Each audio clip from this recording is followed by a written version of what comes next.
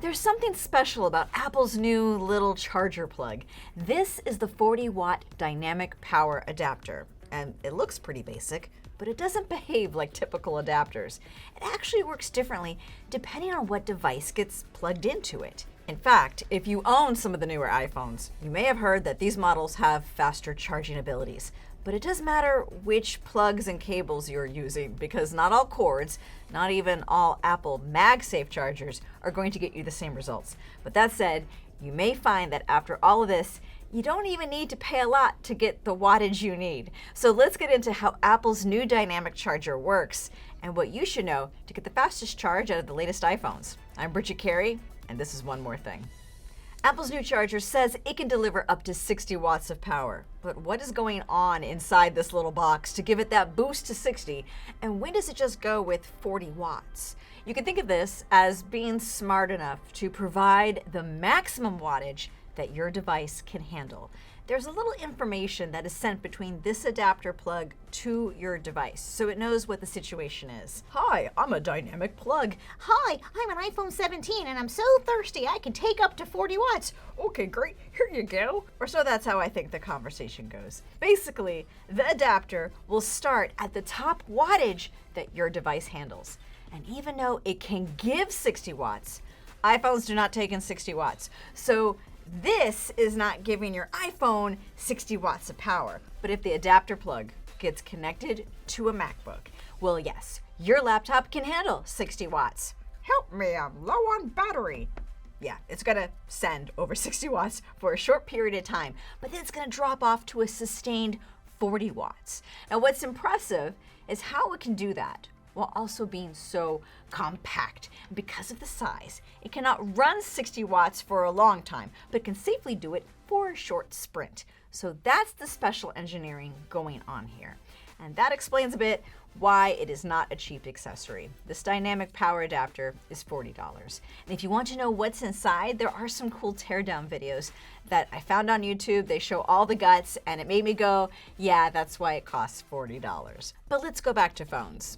And let's say you have the new iPhone 17 lineup. Now, it's going to benefit you to have a 40 watt or higher power adapter.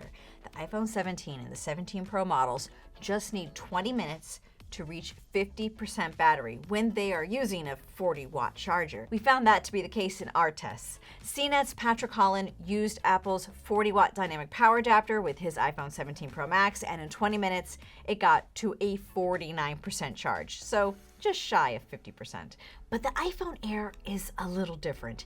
It takes 30 minutes to reach 50% battery. So yeah, that's 10 minutes longer. And that is because it is not taking in as much wattage. Its max is 20 watts. You can use a higher rated charger, but it really just needs a 20 watt charger to get the best results. Also worth noting, you should check what cord you are using. Not all USB-C cords are going to get you the same results, but if you use the cord that your iPhone or your device came with, you're going to be good. This wattage stuff can get confusing when you're shopping. Today, on the way to work, I was going down the accessory aisle of Best Buy, and it's clear not every cord will tell you what wattage it can deliver, and they are all priced differently, so I would not go with the bargain brand if it doesn't list the specs. If you're getting a 60 watt charger, you're going to want a cord that can handle 60 watts. That said, if you find a bargain charger, it might be okay. You just need to check the wattage it outputs. You might be surprised what you can find for $5. This one I picked up at Target, and it said it can handle 20 watts of output. So I guess my iPhone Air is going to be just dandy with this happy little rainbow cloud. Oh, it's so cute. I mean, I should probably test it to see how well it performs. I'll keep you posted. We should also talk about MagSafe chargers, the magnetic wireless charging. It is not going to charge as fast, and your results are going to vary depending on the phone model and if you have an old or new MagSafe charger.